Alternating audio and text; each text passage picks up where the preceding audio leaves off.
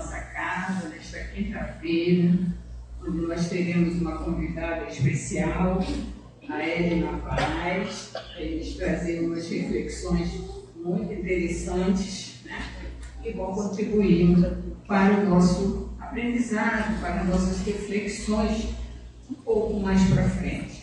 E a gente sempre lembra, né, leva alguma informação, algum ensinamento, pensa neles durante a nossa semana e na quinta-feira a gente retorna aqui para complementar os nossos ensinamentos. Então eu agradeço a presença de todos. Tem alguém que esteja chegando à nossa casa pela primeira vez?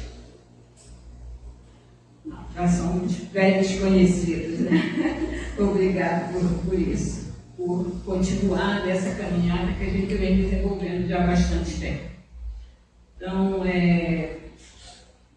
outro aviso, por favor, desliguem os seus celulares e, se não for possível desligar, ponham no modo avião para que não atrapalhem as nossas reflexões durante a palestra da amiga.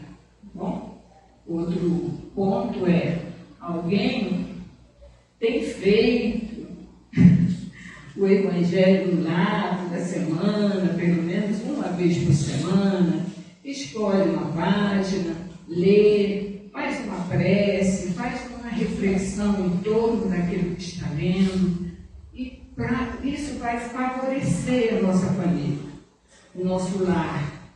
Não só a nossa família ali em torno da gente, mas também a nossa vizinhança, né? O Evangelho no lar, ele se propaga pela vizinhança, tornando o ambiente mais agradável. Então, é uma recomendação da casa, é uma recomendação que nós fazemos sempre, e é muito bom que seja praticado pelo menos uma vez por semana. Quando praticado, nós sentimos a diferença da harmonia no lar, tá bom? Então, façam disso uma prática. Uma prática que vai ajudar muito as nossas famílias. Uma outra coisa nós não fornecemos mais copos descartáveis. Então, quem puder e achar que precisa, traga a sua garrafinha para se hidratar, né? Porque mesmo nesse frio, nós precisamos de hidratação, né? Principalmente nós que já estamos com uma idade um pouquinho mais para lá do que para cá. Então, precisamos nos hidratar sempre, tá bom? Então, por favor, tenha o hábito de carregar suas garrafinhas, né, para ir se hidratando durante a vinda, durante a caminhada, mesmo estando em casa, tenha sempre uma garrafinha próxima para se hidratar durante o dia. Então, já que nós somos velhos conhecidos, a Edna já está aqui, a postos, cheia de reflexões para transmitir para a gente. Então, nós vamos agradecer, né, esse momento e pedir a nossa querida Andréia para ler a nossa página de preparação. Boa tarde. Livro Espírito da Verdade, por Divaldo Vieira Franco, por Valdo Vieira, desculpa, capítulo 74. Que ovelhas somos? Eu sou o bom pastor e conheço as minhas ovelhas, e das minhas sou conhecido. Está em João, capítulo 10, versículo 14. O pastor atento se identifica com o rebanho de tal maneira que define de pronto qualquer das ovelhas mantidas a seu cuidado. Conhece as mais ativas, descobre as indiferentes, nomeia as retardatárias, registra as que lideram, classifica a lã que venham a produzir. Tudo faz em favor de todas. Por sua vez, as ovelhas, pouco a pouco, percebem, dentro da limitação que as caracteriza, o modo de ser do pastor que as dirige. Habituam-se aos lugares que lhes são prediletos, respeitam-lhes os sinais, acatam-lhes as ordens. Reconhece-lhe o poder diretivo, sem confundir-lhe a presença. Na imagem, temos a divina missão do Cristo para conosco. O pastor compassivo conhece cada uma das ovelhas do redil humano, tudo fazendo para guiá-las ao campo da luz celeste. Incentiva as indiferenças, acalma as impetuosas, fortalece as mais fracas, apoia os mais responsáveis, sorteia o valor de todas, segundo as peculiaridades e tendências de cada um. E, de igual modo, as ovelhas do rebanho terrestre gradativamente vêm a conhecer e a sentir a existência abençoada do bom pastor, entendendo-lhe os ensinamentos e admoestações, reverenciam a excelência do seu amor, confiam serenamente em sua misericórdia, esposam-lhe os ideais e buscam corresponder-lhes à vontade, destacando-o nos quadros da vida por intermediário do Pai Excelso.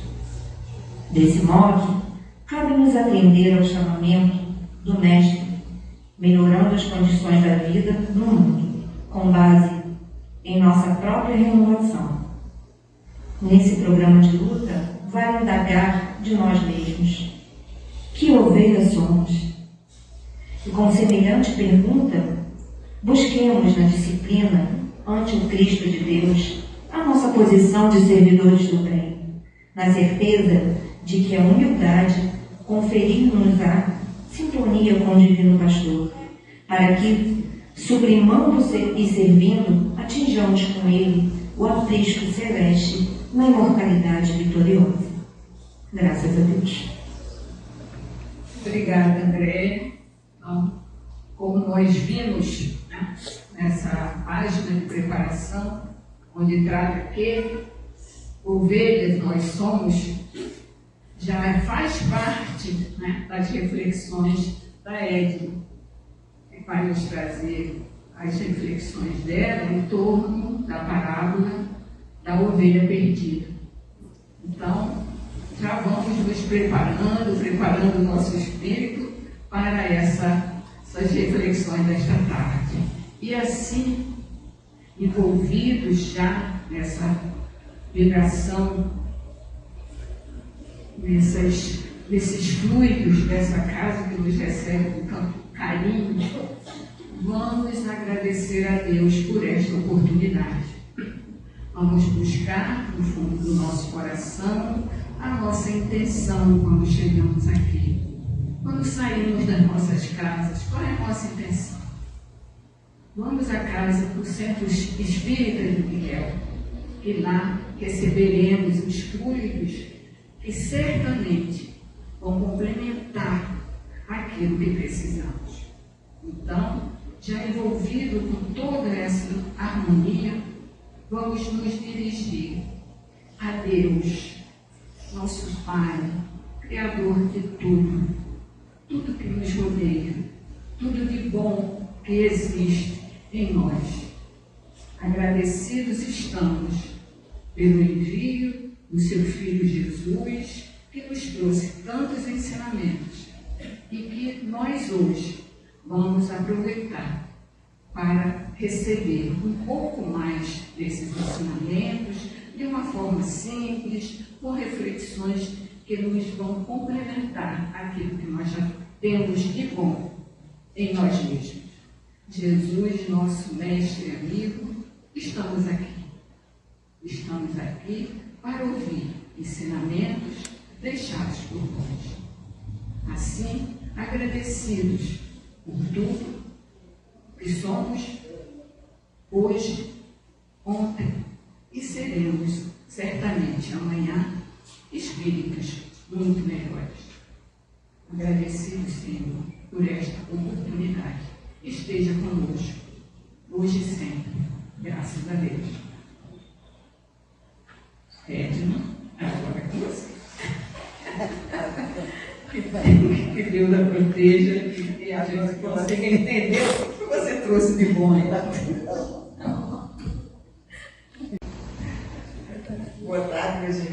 meus amigos, nós trazemos um abraço da casa de Adélia Sebastião de Almeida, né? Também somos trabalhadoras do Leão Denir, também nos encontros de Jesus principalmente, encontro a gente. E aqui nós estamos hoje com vocês para falar sobre uma parábola um tal de uma ovelha aí que me deu o que falar, viu? Vou te contar. Bem que a gente, quando estudou essa questão da parábola da ovelha no encontro de Jesus, os instrutores disseram: não se enganem, as ovelhas não são tão mansas quanto a gente percebe, nem tão macias quanto a gente vê a sua lã. E nós somos hoje as ovelhas que estamos aqui tentando entender, né, as palavras de Jesus, as parábolas de Jesus. O que é que ele diz? São historinhas para que pudesse chamar a nossa atenção, né? E a gente refletir. Porque imagina, se nós hoje estamos num mundo que a gente chama de provas e expiações, à beira de uma regeneração, imagina ao tempo de Jesus, quando ele chegou aqui, que coração é que nós tínhamos? Pedra, né? Nós temos pedra no coração. É tanto que eu considero Jesus o leite, né? Ele é o leite que chegou no mundo, que era um café, e ele misturou, né, a sua energia, o seu amor, a sua brandura, a sua mansuetude, a sua boa vontade, com essa loucura que estava nos nossos corações, e ele conseguiu amolecer de 1 grau aquele momento, né?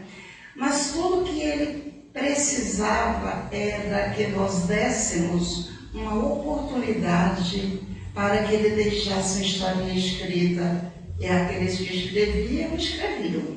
Aqueles que só ouviam, gravavam na sua alma. E a própria natureza, né, o próprio éter, ele é impregnado, ele está impregnado, né, com todos esses escritos, com todas essas palavras, com tudo isso que a espiritualidade quer que a gente leia no livro da natureza. Porque é para isso que a gente está aqui. Por isso é que a gente ainda está como ovelha rebelde, né?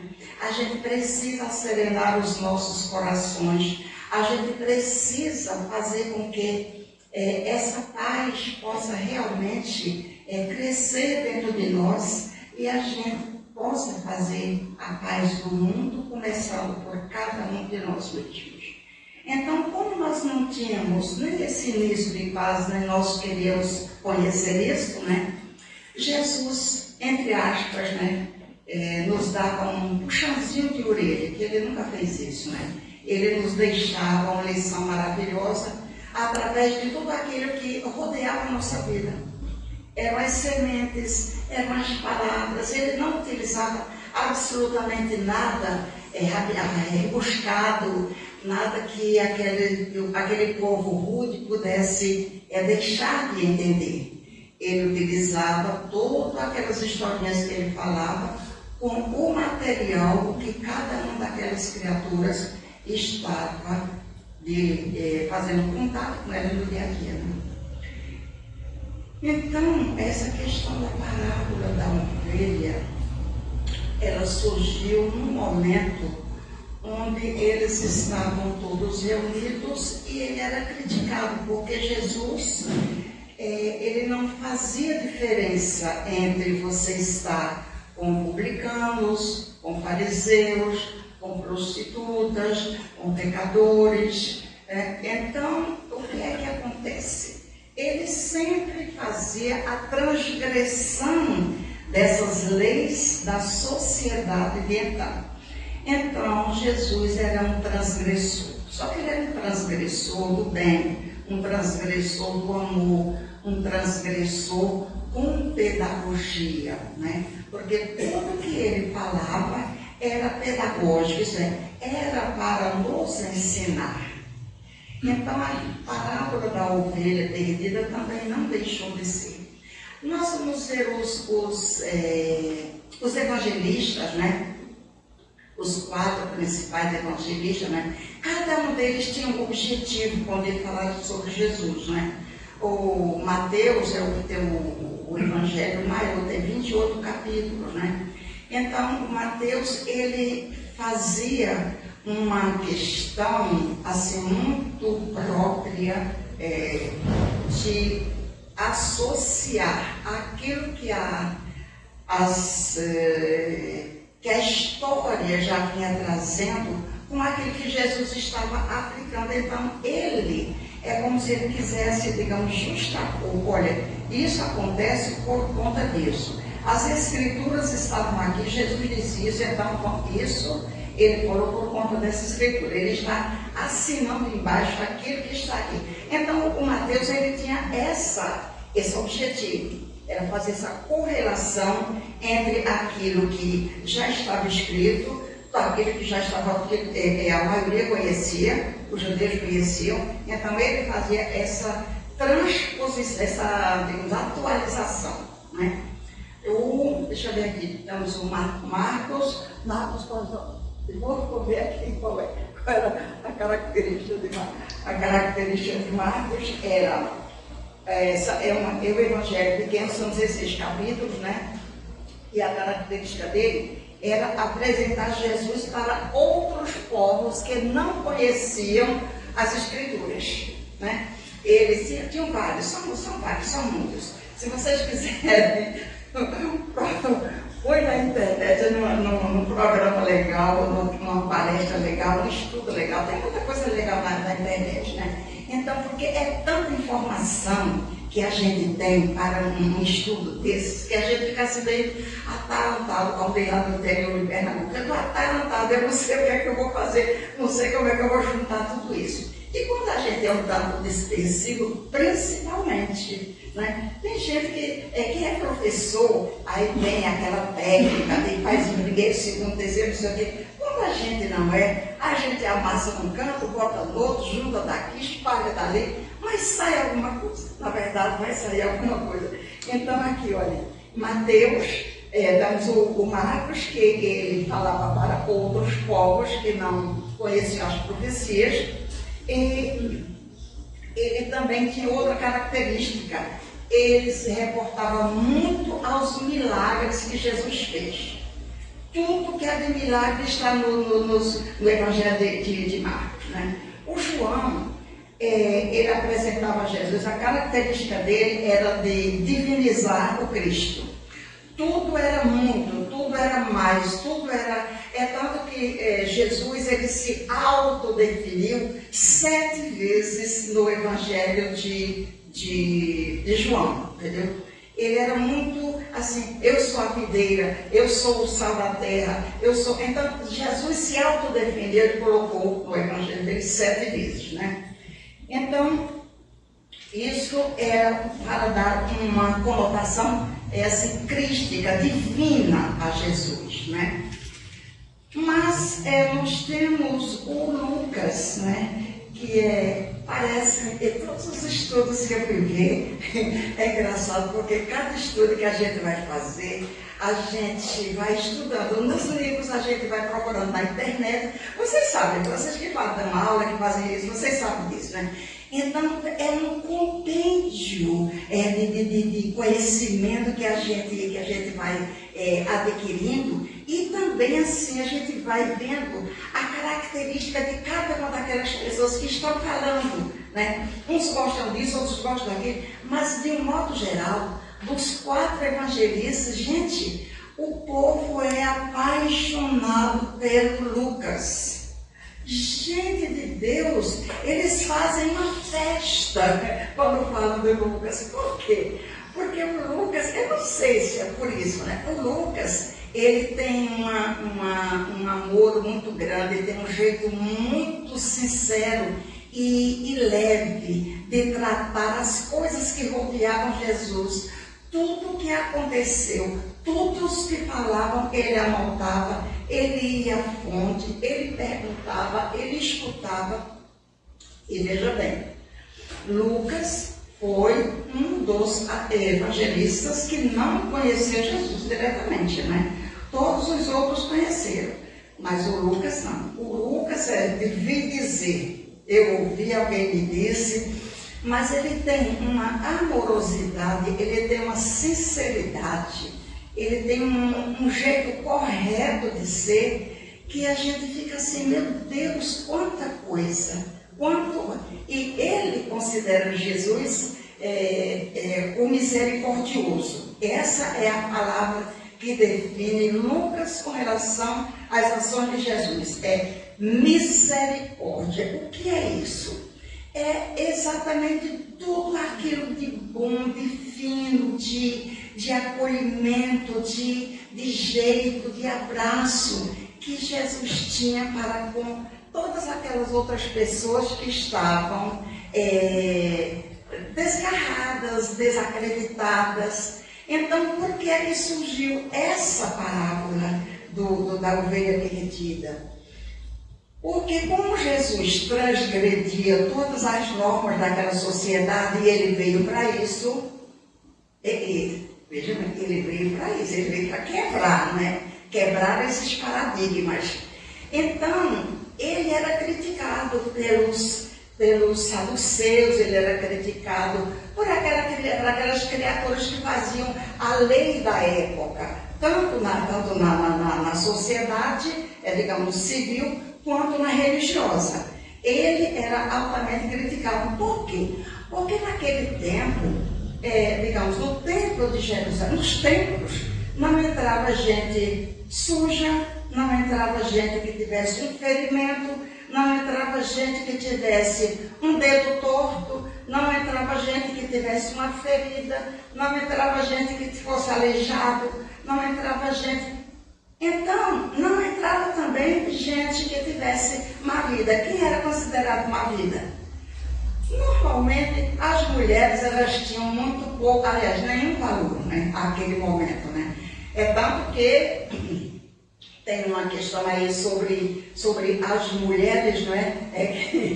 Eu ri muito como o palestrante estava contando essa história, e dizendo assim, que quem eram os pecadores? Digamos, as mulheres eram consideradas pecadoras. Por quê?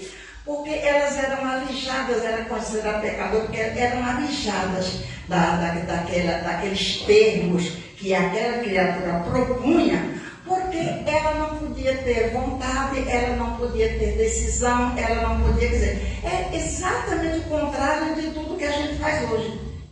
A gente hoje é alto, um monte de coisa, a gente ainda reclama, faz isso, faz aquilo, acha que não tem direito, que não sei o quê. Gente, a gente era 0 à esquerda.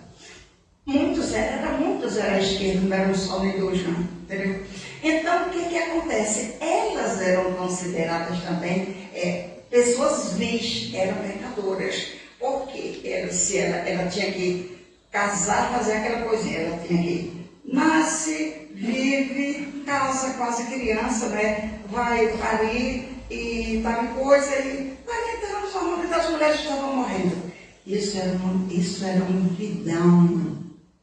Isso era uma vida maravilhosa. A mulher que conseguisse. Quem estivesse fora desse padrão era pecadora.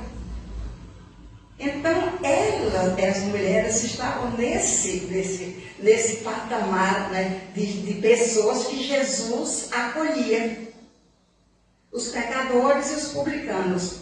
Os pecadores eram todos aqueles que não entravam naqueles pormenores de Moisés. Então, eles eram alijados da sociedade.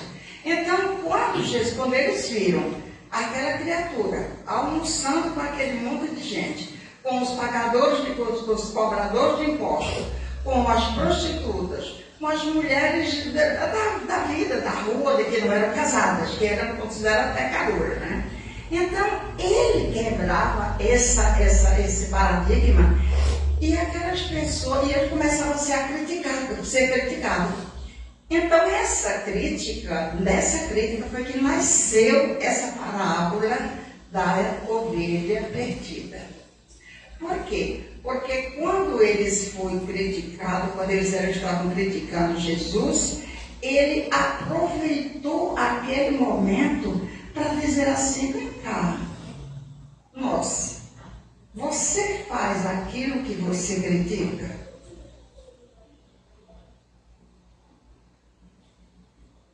Reflexão, porque é isso. Eu não ia trazer a Bíblia não, tá? Eu trouxe isso aqui porque não vai cair mais não. Eu trouxe isso aqui, eu simplesmente fiz o que é que essa parábola diz? Lucas, capítulo 15, versículo 2. Jesus recebe os pecadores e os publicanos. Essa classe é justamente aquela que não se encaixava com os ditos mosaicos. Eles eram tirados da sociedade, eles não eram bem vistos. Jesus os recebe, aproximam-se de Jesus todos os publicanos e pecadores para ouvir. Aqui, a gente vai ver o seguinte: Jesus não foi a esse povo que era relegado para segundo plano na sociedade de então, foi a Jesus para ouvi-lo. Eles eram pressurosos, isso é Lucas quem diz, gente. Eles eram pressurosos pelas palavras de Jesus. Por quê? Porque Jesus, ele tinha a misericórdia, ele tinha a amorosidade, ele tinha o acolhimento. Então, quem está numa situação daquelas, quer ser acolhido, quer ser envolvido, quer ser acarinhado, quer ser escutado. E Jesus fazia tudo isso. Então, Jesus é o amor, Jesus é a misericórdia, Jesus é o ouvido, Jesus é o chamariz para todas aquelas almas que estavam necessitadas. Por quê? Porque ele tinha um magnetismo e ele utilizava técnicas, porque ele é um ser superior, ele é um espírito puro, e ele sabia exatamente como um olhar podia magnetizar uma multidão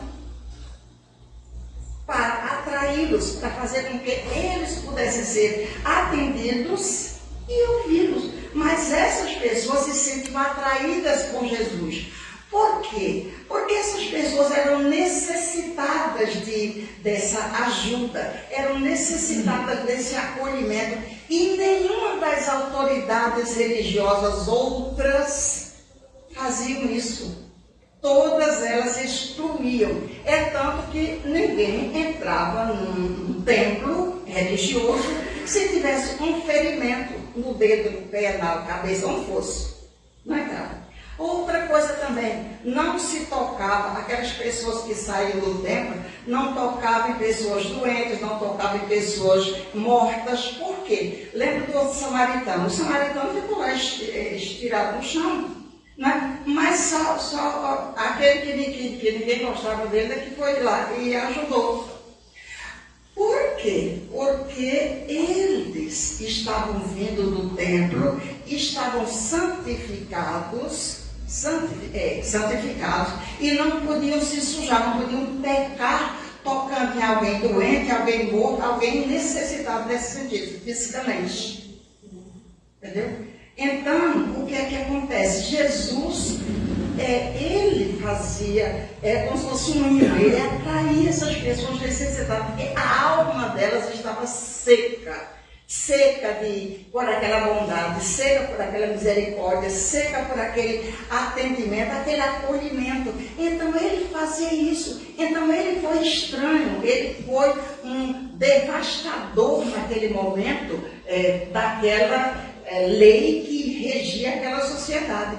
Por isso ele era criticado. Por isso ele fez a parábola das ovelhas. Então, da ovelha perdida. Então ele disse assim, olha, todos se aproximaram de Jesus, olhando e pescadores, para ouvi-lo.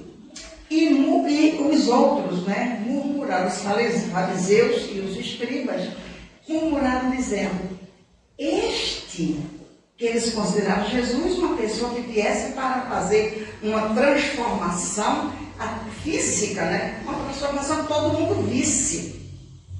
Ele come com esse povo, ele convive com esse povo, ele está se misturando com esse povo.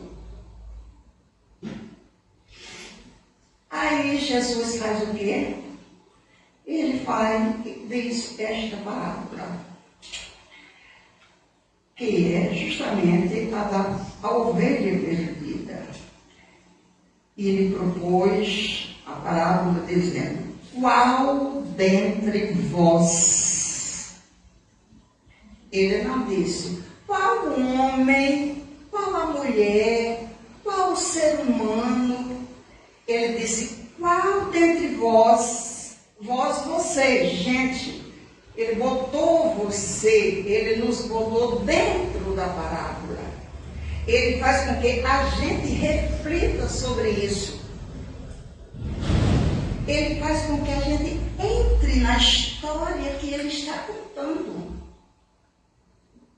Não usa uma coisa indefinida. Não. Ele quer que você faça parte disso. Isso é uma característica de Jesus, para chamar a nossa atenção. Então, veja bem. Qual dentre vós, que possuindo 100 ovelhas e perdendo uma delas, não deixaria no deserto as 99 e iria buscar a que se perdeu?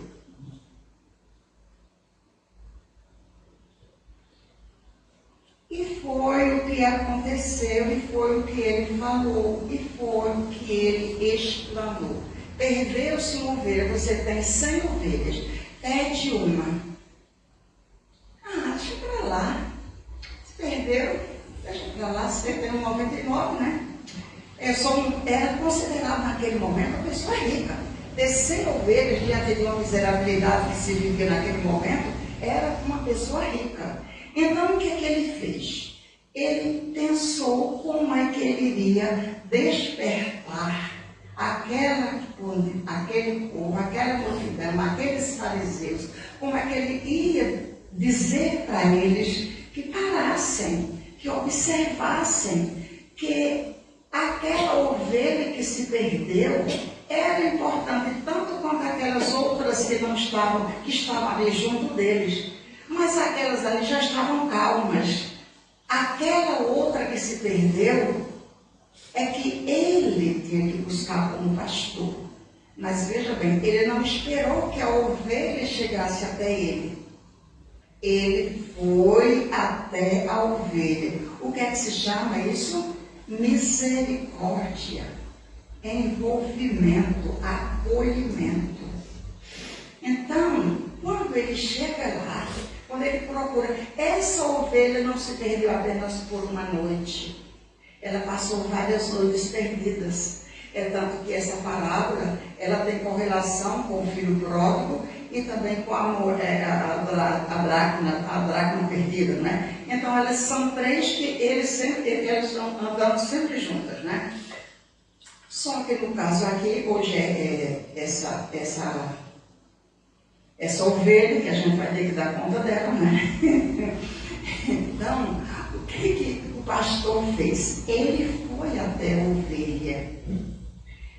E chegou lá, ele não levou um chicote para espantar a ovelha. Cadê você? Por que você saiu? Por que você fugiu? Por que você não se estou junto ao rebanho? Não. Ele se alegrou, ele se regozijou, ele exultou. Achei a minha ovelha! Pegou aquela ovelha e jogou nas costas. E saiu contente e rindo para mostrar aos vizinhos, para mostrar a todos aqueles que estavam convivendo com eles dentro da sua própria casa. Eu encontrei a minha ovelha. vamos fazer uma festa, vamos brindar. Olha, a minha ovelha chegou, olha que ela chegou. O que aconteceu com o filho pródigo? Não foi a mesma coisa? Quando o pai percebeu que aquele filho vinha lá todo esfrangalhado, todo esgolepado, com fome, pobre, sem comida, ou sem roupa quase, todo sujo, o que ele fez? Ele não esperou que o filho dissesse assim, você vai ter que chegar até aqui. Não. Quando ele avistou o filho lá não sei onde, ele saiu correndo. Isso ele também quebrou paradigmas. Beijou o filho várias vezes no rosto. É outra quebra de paradigmas. Por quê? Porque não se beijava no rosto. Um ancião não corria. Ele tinha que mostrar calma e andar com o seu cajado, até porque a roupa dele era até os pés. Ele corria o risco de cair se corresse. Mas ele correu, ele beijou no rosto. Aquele monte de beijo no rosto era para dizer, eu te perdoo, não precisa você me pedir perdão. Eu estou te perdoando. O que é isso? Misericórdia, amorosidade, acolhimento. Então o pastor foi, pegou a ovelha, com todo carinho, com todo cuidado, colocou-a nos ombros. O que é isso? É dar outra oportunidade. Alguém perguntou por que aquela ovelha se perdeu? Alguém perguntou por que aquela ovelha ficou lá no pasto? Quem sabe se ela estava doente, se ela estava com fome, se ela foi mordida por uma cobra, né? Ou sei lá, um outro réptil aí da vida, né? Não, ninguém perguntou, simplesmente ou deixava lá, ou criticava, ou não fazia nada. Mas o pastor foi lá e pegou a ovelha, colocou nas costas e veio, ainda conversou com ela. Por que você ficou aqui? Por que você não fez isso? Por que você não fez aquilo? Quer dizer, isso é para mostrar para a gente que as nossas relações, elas estão muito grosseiras, mas é muito frágil, é muito rápido a questão de a gente começar a perceber que tem que quebrar esses paradigmas dentro de nós mesmos, para que a gente possa entender a fragilidade do outro. E também se tornar frágil, porque às vezes a gente acha que é muito forte, a gente fala grosso, a gente se aborrece, a gente vai lá e vem cá, e isto é o que é o certo. Não, não é o certo. Não é o certo. Porque na verdade nós fomos feitos por Deus, simples e ignorantes, mas nós fomos feitos com amor e para o amor.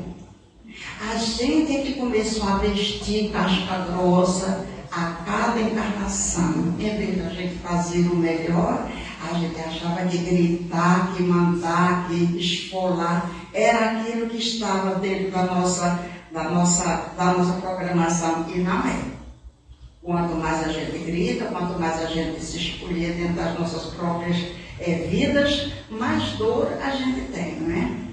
Então, o que a gente precisa fazer? É entender que a gente está aqui para fazer com que esse nosso coração seja mais frágil no sentido de ser mais sensível, né? Mais misericordioso. Porque Jesus, a gente não vai se comparar a Jesus, né? Mas Ele é o nosso mestre. Ele é aquele que Deus nos deu para que a gente possa copiar, né? Da maneira mais grosseira que a gente já possa fazer, copiar.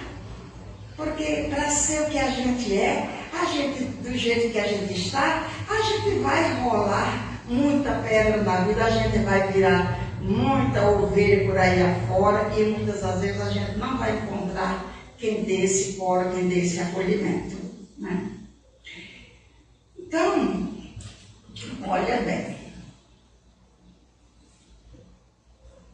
Quando Jesus encontra esta ovelha, ele faz aquela festa, leva para casa, mostra para os vizinhos, todo mundo fica, às vezes, até perplexo. O que a senhora está fazendo tanta festa por conta de uma ovelha? Quem será essa ovelha, né? No item 6, ele diz: indo para casa, reúne amigos e vizinhos, dizendo-lhes: alegremos-nos, comigo está a minha ovelha. Eu achei, ela estava perdida, mas agora ela está comigo.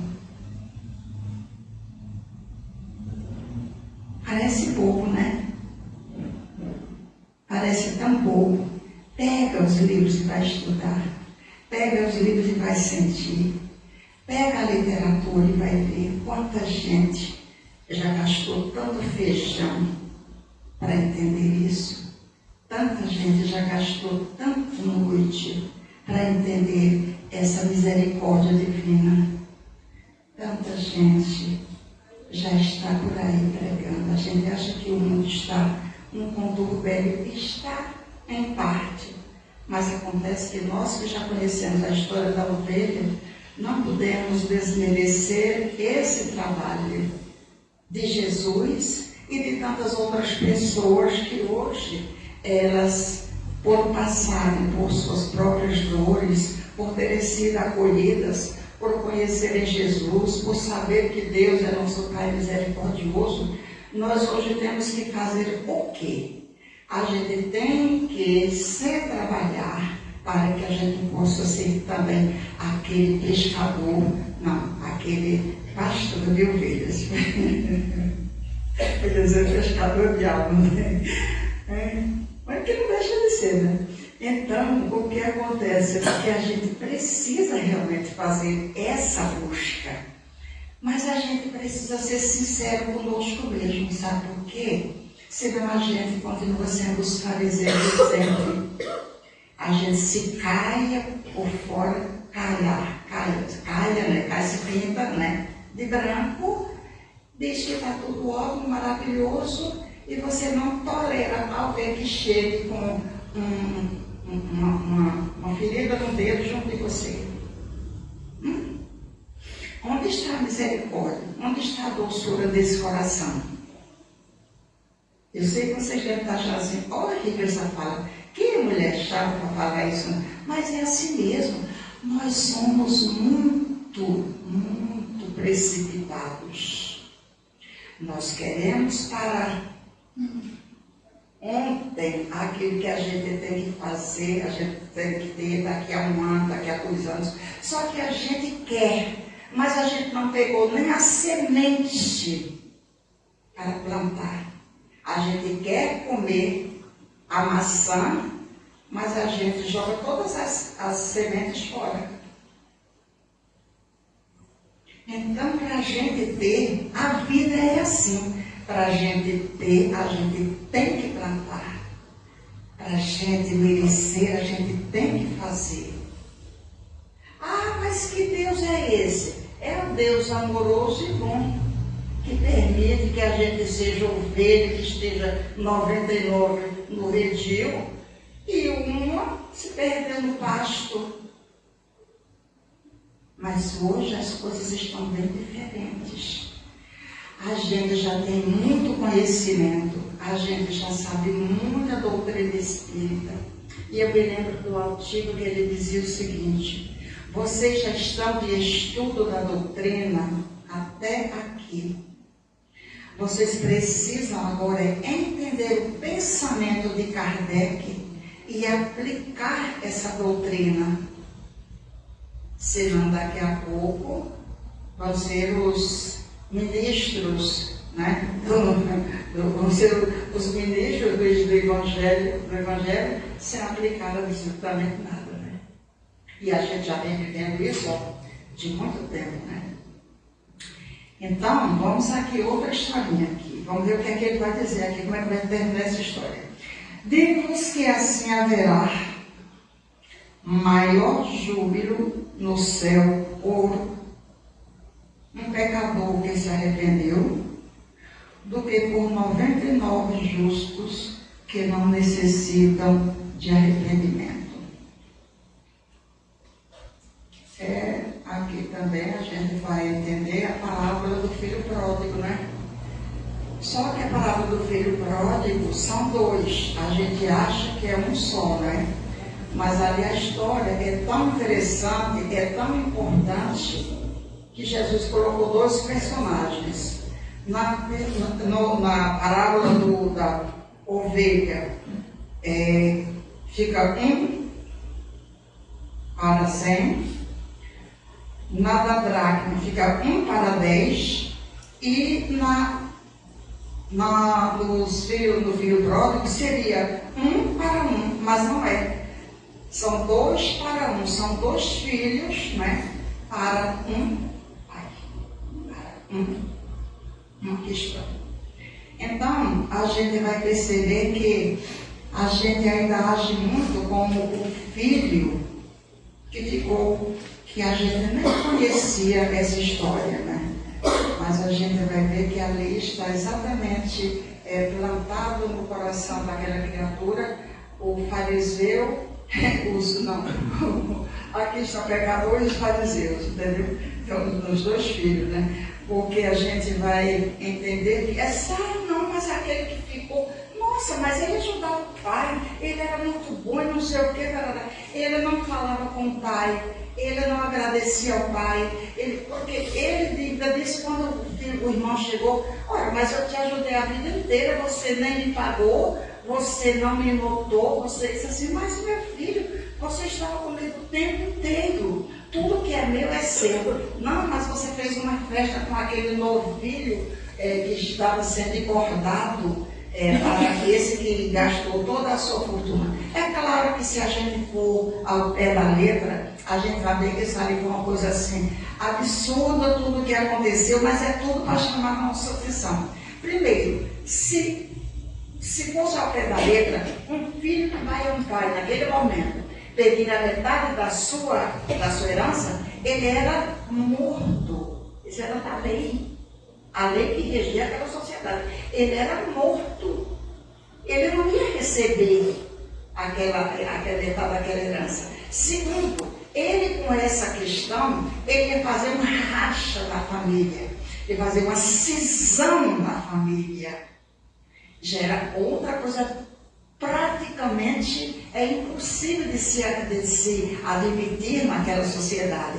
Por quê? Porque aquela família ficava desacreditada perante aquela sociedade, que era uma sociedade castradora. Você tem que fazer, tem que ser, tudo era pontuado, né? 1 mais 1, 2, né? Se você sai dali, já viu que não ia prestar muito bem, né? Então, o que é que acontece? A palavra dos dois filhos, como alguns chamam, né? Ela é bem interessante para que a gente possa fazer esse contraponto, mas ela está associada tanto à dracma quanto à ovelha perdida, porque eles têm as mesmas propriedades, né? Quer dizer, proporções, mas não tem essa proporção diferente. Mas tem a mesma propriedade, quer dizer, é o mesmo teor que ele quer falar de uma para a outra. Só que a dos dois filhos é muito mais rica. Mas vamos continuar aqui.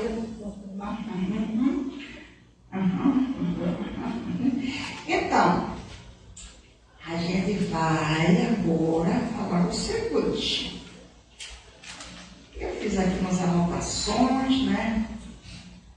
A gente já viu que Lucas acha Jesus assim a criatura mais maravilhosa do mundo, né? Mais linda também, melhor, bonito e tudo que você possa imaginar. É uma festa. Lucas para Jesus, Jesus para Lucas é uma festa. Então ele continua fazendo lá as anotações dele. Aliás, eu entendi alguma coisa sobre Lucas.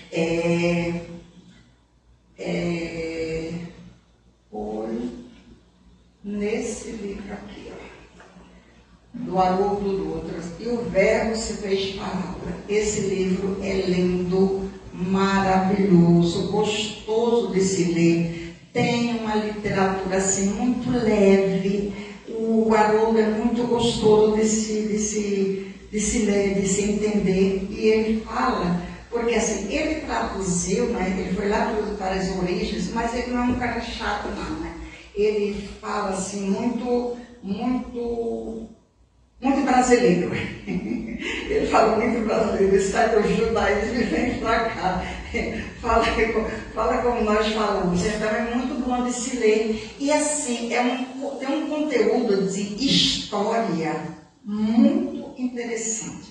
Porque é tão complicado a gente mexer naquelas bases do judaísmo, do cristianismo nascente e puxar até aqui. Gente, é preciso muitas noites e muito feijão para a gente comer, entendeu? Cama, esquece. Esquece cama porque é realmente muito difícil. Mas vamos continuando aqui. Eu também estudei algumas outras histórias nesse sentido e escutei também um palestrante, que eu vou ver aqui onde é que ele está. Que eles estavam falando sobre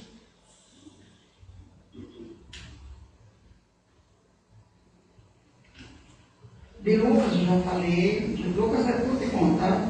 Jesus para Lucas é maravilhoso. Sim, ele disse aqui que essas 3 parábolas que a gente citou são as 3 parábolas da misericórdia. Isso é o Lucas quem diz. São as 3 parábolas da misericórdia.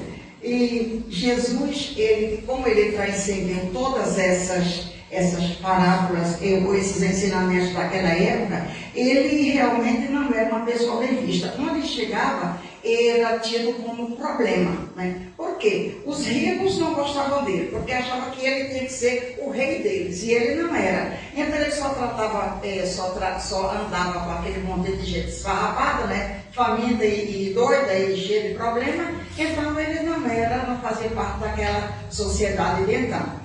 Mas o que é que acontece? Nós vamos aqui, ele traz o indivíduo para dentro da palavra, já falei, alguém sabe por quê? Já falei também, uma coisa aqui que é mais interessante.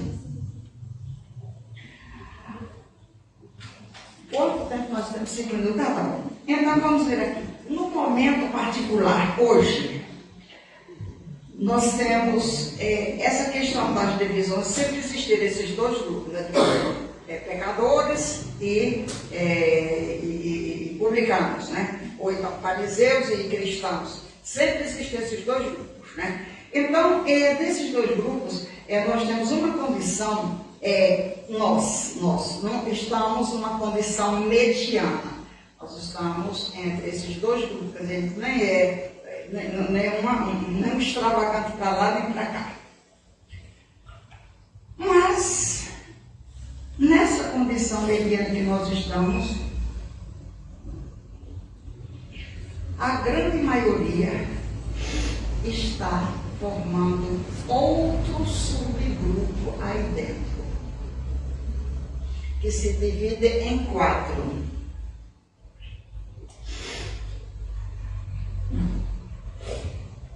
Os 2 grupos principais são os endurecidos e aqueles que desenvolvem os dramas. Esses endurecidos que desenvolvem os dramas vão dar origem a 4 tipos. Um que tem o excesso do materialismo. Esse é um dos piores. 2, são espíritos que estão aficionados pelo poder. Esses são terríveis. Eles matam, esfolam, esquecem que tem mãe, esquecem que tem pai, esquecem que tem família. Eles querem lutar pelo que eles querem. Isso já fazendo parte da atualidade. Mas, essas ovelhas, hoje, se a gente trouxer para o nosso estudo dentro do Espiritismo, como é que elas são? Vão formar 2 grandes grupos. Desses 2 grandes grupos, tem um que vai se tornar ainda mais efervescente. Aqui vão dar esses 4 aqui. Um que tem o excesso de materialismo, esse é o maior. Tem os que são aficionados pelo poder, Outro que tem desequilíbrio na área da sexualidade. E o outro, que é o quarto, tem intolerantes religiosos. Quer dizer, intolerância pela religião dos outros, não é? Só a dele é que é boa, só a dele é que... Então, por conta dessa história, nós vemos essas guerras que nós estamos vendo ainda hoje, perdurando por conta de questões religiosas, na atualidade.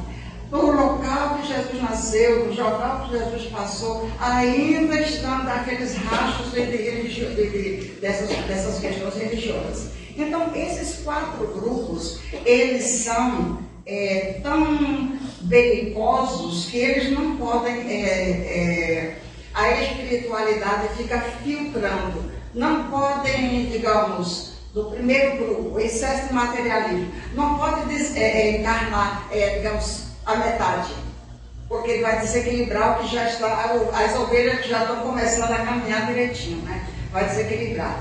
Então, dentro desses 4 grupos aqui, a espiritualidade vai selecionando. Renasce um de um grupo, outro de outro. Dá uma parada, daqui a pouco, de outro grupo de outro, para ir fazendo esse contraponto, esse contrabalanço, né? Por quê? Hoje nós estamos numa transição planetária. Essa transição planetária faz com que se abra uma janela do plano espiritual, para que esses espíritos sintam essa pressão. Nós estamos hoje sentindo uma pressão, nós estamos hoje numa sociedade completamente misturada de ideias, onde a gente muita gente vai para a televisão, vai para a internet, começa a xingar, começa a botar tarjas, criticar a religião do outro, ou criticar a política, o candidato do outro, não sei o que, quer dizer, fica aquela coisa, como é que eles chamam hoje? Tem um nome aqui, daqui a pouco eu digo. Então, nós estamos passando por uma transição. E essa transição planetária que nós estamos passando, acontece essa janela, e essa janela é que vai mostrar para esses espíritos belicosos que estão lá encolhidos, aqueles 4 grupos. Aqueles 4 grupos estão lá encolhidos, a espiritualidade nós assim neles, para que possam ir a pouco e pouco reencarnando. Só que agora nós estamos cada vez mais em cima, mais próximos dessa abertura, digamos, dessa transição. A gente não vai acordar, uma transição planetária, está dando muita regeneração hoje, né? Não. Então, essa transição é muito angustiosa para todos nós. Quando essa janela abrir, sabe o que é que acontece? Essas criaturas que estão no plano espiritual contidas, elas vão fazer assim, elas vão reencarnar. Reencarnar. É tanto que a gente hoje vai entender quando alguns dizem assim, o umbral está vazio. Sim. Sabe onde estão eles?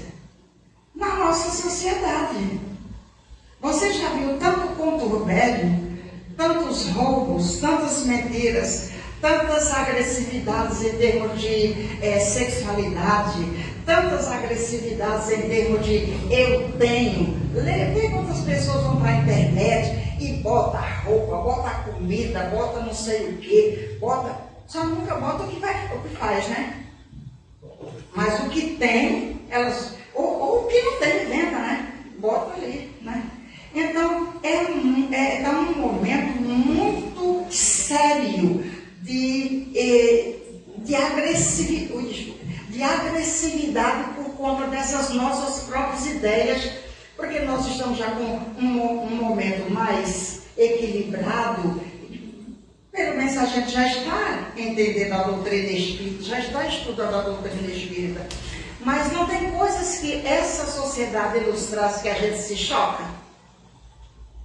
Novidades Se a gente é uma pessoa que não está muito... Se você está em contato, se você está numa escola, se você está em contato com um jovem, se você está em contato com essa meninada que está saindo aí, botando as unhas de fora, você já está mais ou menos acostumado. Mas quando a gente vive dentro de um consultório, atendendo pessoas de meia idade, até jovens, mas não está dentro de uma escola, não está dentro de... Normalmente na casa espírita não vai aparecer essa coisa assim, tão escancarada, né? Mas você está na rua, está na escola, está numa educação pública, você vai ver essas coisas. Então, eu não me choco muito porque estou dentro de um consultório. Mas quem é professor, quem está na rua, quem trabalha na rua, quem trabalha com o público de modo geral, vai se escandalizar. Entendeu? Então, o que é que a gente precisa fazer? Como a gente já está sabendo quem são essas ovelhas, que somos aqueles os nós que nós temos na vida, e nós que estamos desinformados da presença de Deus e de Jesus no nosso cotidiano, a gente tem que se fazer também aquele pastor para catar, para ir buscar, para resgatar essas ovelhas que estão vindo, que estão reencarnando, porque aí a gente tem que entrar com a doutrina espírita, né? Então essas ovelhas que estão se perdendo somos aqueles que ainda não estamos conhecendo a lei de Deus, não estamos conhecendo o tamanho do amor de Jesus, não temos aquela visão de Lucas de Jesus que ele tem. Por isso é que a gente tem que falar de amorosidade. A gente tem que fazer isso, mesmo dentro de um conturbério. O nosso mundo está num conturbério que a gente, que já tem esse conhecimento de Jesus, já tem esse conhecimento da doutrina espírita, deve se fazer também de um semeador do bem para captar, para colher, para levar a essas almas esses conhecimentos. Então, a gente vai ser o caçador de ovelhas perdidas. E Jesus morreu, Padre. Obrigada. Muito obrigado, Edna. Então, estão satisfeitos? São reflexões de hoje, realmente muito boas. E agora a gente já tem pelo menos uma ideia da resposta que nós vamos dar para aquela página que pergunta: que ovelhas somos nós? Então a gente já tem aí um jeitinho de ir caracterizando as ovelhas que estão por aqui, se estão perdidas, se estão as 99 que já estão lá guardadinhas e reconhecidas, ou se somos as ovelhas perdidas realmente. Então, obrigada mais uma vez. Agora, encerrando a nossa reunião com todas essas reflexões da Edna, tenho certeza que vão ser muito bem levadas em nossos corações, né? E de vez em quando a gente vai ficar pensando nesse tipo de ovelha que estamos sendo, que estamos construindo, porque nós vamos nos construindo dia a dia, né? Então vamos lá, vamos fazer a nossa prece e agradecer a Deus por mais essa reunião. Querido amigo Jesus, veste nos nossos corações. Aqui, Senhor, nos colocamos diante de Ti, diante dos benfeitores espirituais desta casa, para Te agradecer, para agradecer a todos, Senhor, presentes, encarnados e desencarnados, por suportar, Jesus, esse momento e possam cada um de nós ter aproveitado alguma coisa dos estudos da cidade, e que assim, Jesus, nós te pedimos que nos envolva e ampara, nos dando coragem, determinação e fé, para que possamos cada vez mais, Senhor, estarmos adentrando aos estudos da doutrina espírita, para pelo menos, Senhor, harmonizarmos os nossos corações diante de todas as contrariedades que temos no nosso mundo, na nossa vida, para poder sanar, Jesus, a partir de nós mesmos, fazendo desse um mundo de paz para nós e para os outros. Se conosco agora e sempre, Senhor, graças a Deus.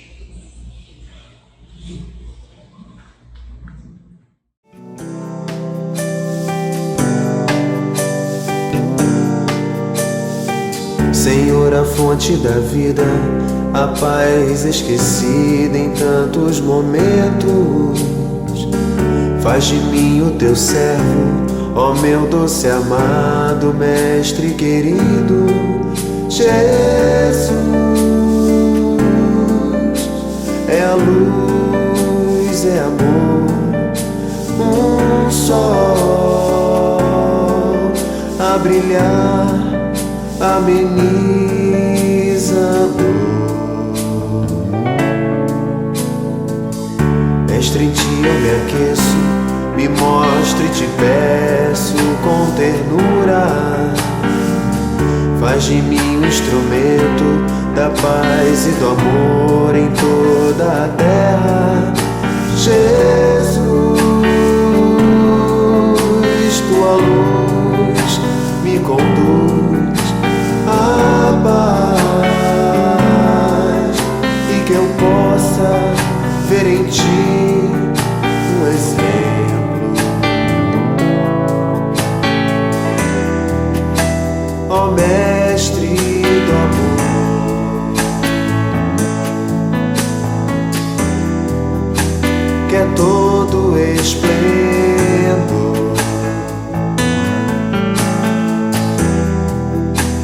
a maior riqueza que um homem pode ter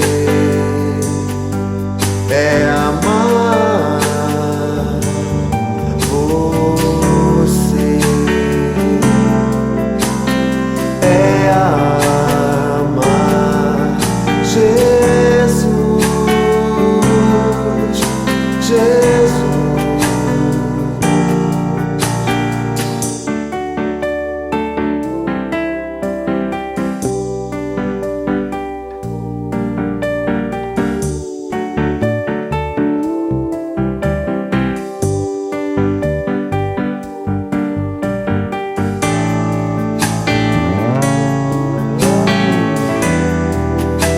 Ó Mestre do amor, ó Mestre do amor, que é todo esplendor,